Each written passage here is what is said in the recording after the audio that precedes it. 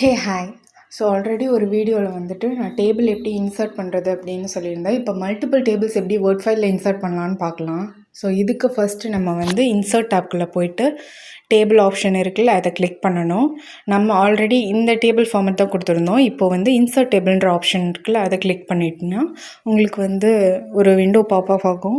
அதில் வந்து number of columns, number of ரோஸ்ன்னு இருக்கும். காலம் எவ்வளோ வேணும், ரோஸ் எவ்வளோ வேணும்னு நம்ம எவ்வளோ வேணாலும் சூஸ் பண்ணிக்கிறோம். ஸோ நான் 12 கொடுத்துக்கிறேன். கொடுத்தோன்னே எனக்கு இப்போது டேபிள் ஓப்பன் ஆகிடுச்சு. இப்போது டேபிளில் வந்துட்டு ஒர்க் பண்ணிக்கிட்டே இருக்கும்போது உங்களுக்கு காலமோ ரோவோ ஆட் பண்ணணும் அப்படின்னா ஒன்றுமே பிரச்சனை இல்லை. நீங்கள் எந்த காலம் முன்னாடி ஆட் பண்ணணுமோ அந்த காலமை செலக்ட் பண்ணிவிட்டு ரைட் கிளிக் பண்ணிங்கன்னா இந்த ஆப்ஷன்ஸ் காட்டும். ஸோ அதில் இன்சர்ட் போயிட்டு லெஃப்ட் சைடாக ரைட் சைடாக அப்படின்னு சூஸ் பண்ணிக்கோங்க. அந்த காலம் ஆட்டோமேட்டிக்காக இன்சர்ட் ஆகிக்கும். இதே ஆப்ஷன் தான் வந்து ரோவுக்குமே. ரோ நமக்கு சூஸ் பண்ணணும், அதாவது எக்ஸ்ட்ரா நமக்கு வேணும் ஒர்க் பண்ணிக்கிட்டு இருக்கும்போதே அப்படின்னா நீங்கள் ரோக்குள்ளே போயிட்டு அதே ரைட் கிளிக் பண்ணிங்க மோஸ்ட்லனா இன்சர்ட் ஆப்ஷன்ஸ் கேட்கும். ஸோ அதுலேயும் நீங்கள் கொடுத்து பண்ணிக்கலாம்.